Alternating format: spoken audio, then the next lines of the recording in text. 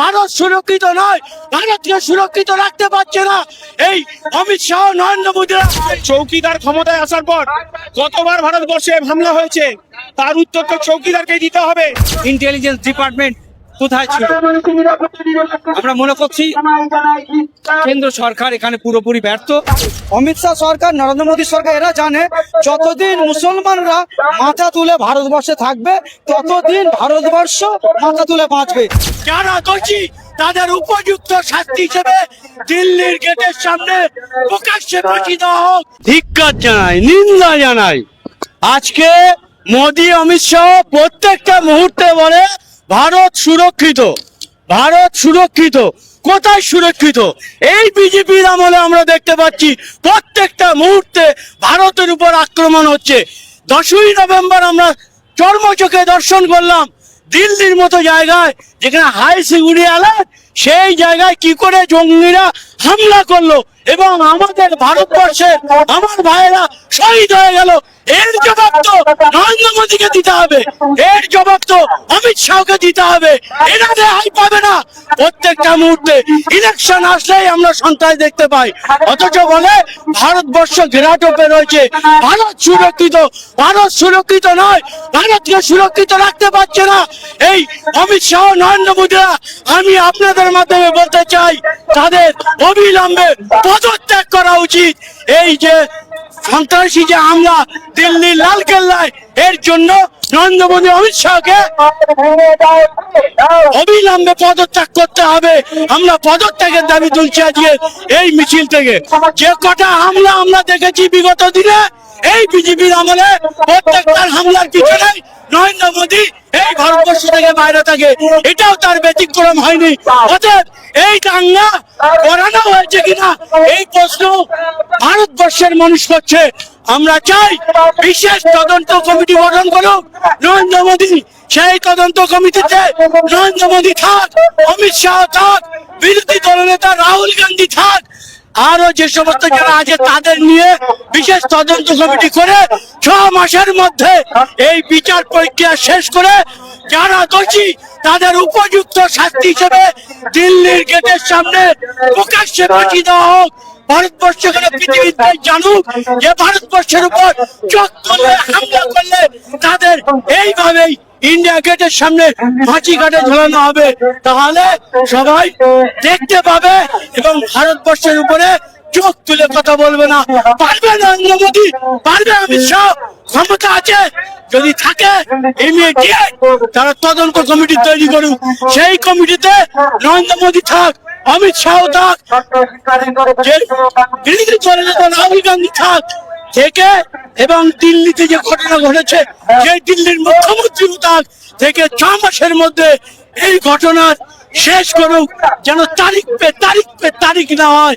বিগত দিনে আমরা পেহেলগাঁও হামলা থেকে শুরু করে যতগুলো হামলা হয়েছে, আমরা ছিল একটা হামলাও সঠিক উত্তর, সঠিক বিচার এখনো পর্যন্ত এই ভারতবর্ষের মানুষ দেখতে পায়নি।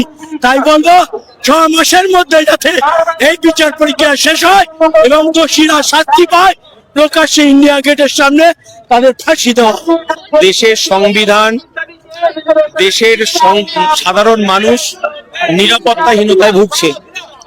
যে লালকেল্লায় ভারতবর্ষের প্রথম স্বাধীনতার পতাকা উড়েছিল, যে লালকেল্লায় দাঁড়িয়ে ভারতের প্রথম নাগরিক রাষ্ট্রপতি, ভারতের দেশের প্রধানমন্ত্রী জাতির উদ্দেশ্যে ভাষণ দেন, এই রকম একটি হাই সিকিউরিটি জোনে বিস্ফোরণ কোনোভাবেই মেনে নেওয়া যায় না। কারণ আমরা দেখেছি 2019 সালে ভারতবর্ষের সরকার নির্বাচনকে কেন্দ্র করে যে বিস্ফোরণ ঘটিয়েছিল, আজও পর্যন্ত দোষীদের শাস্তি হলো না। এবং কি কারণে জওয়ানদের সেখানে প্রাণ দিতে হলো, এখনো পর্যন্ত তার বিচার দেশের মানুষ পেল না। সেদিনকে ভারতবর্ষের আবেগকে উস্কে দেওয়া হয়েছিল যে একটা জওয়ানকে দেখুন আর বিজেপিকে ভোটটা দিন। 2024 সালে আপকি বার 400 পার ব্যর্থ হয়েছে এই সরকার। দেশের ধর্মনিরপেক্ষ নাগরিক, দেশের ধর্মনিরপেক্ষ মানুষ, দেশের সার্বভৌমত্ব রক্ষার জন্য, দেশ রক্ষার জন্য বিজেপিকে প্রত্যাখ্যান করেছে। আজকি বার 400 পারের জায়গায় 240-এ থেমে গেছে। আমরা জানি নীতিশ কুমারের ভোট, বিহারের ভোট, বিহারের মানুষ যখন পরিবর্তন চাইছে, এনডিএ জোটকে প্রত্যাখ্যান করতে চাইছে, তখন আবার ভারতবর্ষের মানুষ সহ বিহারের মানুষকে তার স্বাভিমানকে জাগিয়ে তোলার জন্য, তার আবেগকে জাগিয়ে তোলার জন্য এবং নীতিশ কুমারকে বাঁচানোর জন্য এই বিস্ফোরণ বলে আমরা মনে করি। অবশ্যই চৌকিদার ব্যর্থ। চৌকিদার ক্ষমতায় আসার পর কতবার ভারতবর্ষে হামলা হয়েছে, তার উত্তর তো চৌকিদারকে দিতে হবে। চৌকিদার একদিকে তিনি বলবেন চৌকিদার ভারতবর্ষের মানুষকে বিপদে ফেলে, ভারতের সংবিধানকে বিপদে ফেলে তিনি বারবার বিদেশ সফরে যাওয়ার মানে কি? আমরা বলতে চাইছি যে লালকেল্লায় যে বিস্ফোরণ, এখানে আমরা মনে করি এটা সরকারের একটা খারাপ উদ্দেশ্য আছে এবং সেই উদ্দেশ্যটাকে দিনের আলোর মতো পরিষ্কার করার দায়িত্ব অমিত শাহ, নরেন্দ্র মোদী, না হলে এদেরকে গদি ছাড়তে হবে। এটা সারা দেশের মানুষের জন্য লজ্জাজনক ব্যাপার। আমরা দীর্ঘদিন দেখেছি, যতদিন পর্যন্ত নরেন্দ্র মোদী সরকার, অমিত শাহ সরকার, বিজেপি সরকার দেশে এসেছেন ক্ষমতায়, সেই দিন থেকে পদে পদে আমার দেশের সেনারা খুন হচ্ছে, দেশের জনগণ খুন হচ্ছে, দেশটাকে একে একে লুটিয়ে নিয়ে বিদেশে চলে যাচ্ছে। এক কথায় দেশটা পুরো শেষ করে দিচ্ছে। এখান থেকে পরিষ্কার বোঝা যায় চৌকিদার যে আছে, দেশের যারা দায়িত্বে বসে আছে, সম্পূর্ণভাবে তারা ব্যর্থ। তাদেরকে অতি শীঘ্রই পদত্যাগ করা দরকার। দেশবাসীর কাছে ক্ষমা চেয়ে অমিত শাহকে পদত্যাগ করা দরকার।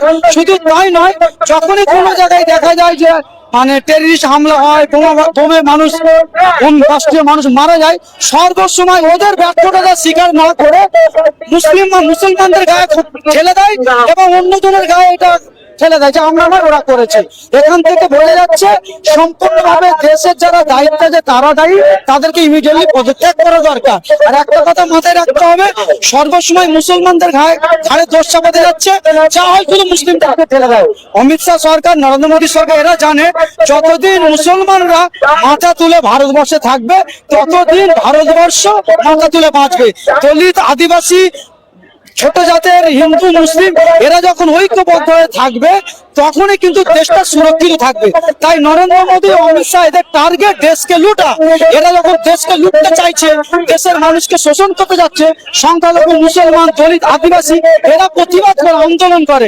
তাই সর্বক্ষেত্রে নরেন্দ্র মোদী সরকার, অমিত শাহ সরকার যখনই যা হয়, নিজেদের দায়িত্ব এড়িয়ে দিয়ে মুসলমান, দলিত, আদিবাসী এদের উপরে চাপিয়ে দেওয়ার চেষ্টা করে। বোঝা গেল যে হামলাটা হয়েছে এর আগে ইলেকশনের সময় আমরা দেখেছি সেনাদেরকে মারিয়ে দিল। এখন পর্যন্ত প্রমাণ হলো না কারা এসেছিল, কিভাবে এসেছিল, তাদের বিচার হলো না। আবার আমরা দেখলাম ওদিকে ভোট চলছে বিহারে, হঠাৎ করে দিল্লির মতন জায়গায় যেখানে খুবই বড় সিকিউরিটি আছে, সেই জায়গায় এটা হলো করে।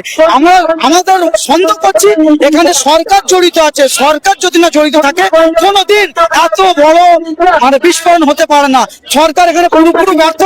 অমিত শাহকে পদত্যাগ করা দরকার, এটুকু আমি বলতে পারি। সম্পূর্ণরূপে ব্যর্থ। দেশের সাধারণ মানুষের জীবনের কোনো দাম নেই এই কেন্দ্র সরকারের কাছে। কারণ একাধিকবার যে সন্ত্রাসী হামলাগুলো সংগঠিত হচ্ছে ভারতবর্ষের বুকে, সে কাশ্মীর হোক, সে দিল্লি হোক, এখানে জীবনহানি ঘটছে সাধারণ মানুষের। আমরা মনে করছি এই সরকার, আদানি আম্বানি সরকার, সাধারণ মানুষের জীবন এদের কাছে মূল্যহীন। সাথে সাথে এটা বলতে চাই, এরকম যে ঘটনাগুলো ঘটছে, কেন্দ্র সরকারের গোয়েন্দা বিভাগ কোথায় থাকে তারা কি জানতে পারছে না? 350 কেজি RDX ভর্তি একটা গাড়ি লালকেল্লার মতো গুরুত্বপূর্ণ একটা জায়গায়, সেই জায়গায় গিয়ে ব্লাস্ট করছে। ইন্টেলিজেন্স ডিপার্টমেন্ট কোথায় ছিল? আমরা মনে করছি কেন্দ্র সরকার এখানে পুরোপুরি ব্যর্থ। এবং আরেকটা জিনিস এখানে প্রশ্ন রাখছে সাধারণ মানুষের প্রশ্ন, যখন কোনো গুরুত্বপূর্ণ ভোট আসে তখন কি এই সন্ত্রাসী হামলা ঘটে? কোথায় বলিষ্ঠ পদক্ষেপ? তিনি তো বলেছিলেন আমি চৌকিদার, তার সে চৌকিদারিত্বে বারবার এই সন্ত্রাসবাদী হামলা কেউ এসে আক্রমণ করে যাচ্ছে, তাহলে সে চৌকিদার কি জেগে জেগে ঘুমাচ্ছে? না, তার চৌকিদার আর নিরাপত্তা দেওয়ার তার চিন্তা ভাবনা নেই। আমরা মনে করছি দেশের যে সরকার চলছে এই সরকার সম্পূর্ণরূপে ব্যর্থ এবং এই জুমলাবাদ সরকার তিনি মিথ্যার ফুলঝুরি ছড়ায়, বাস্তবে তার কিছু করার ক্ষমতা নেই।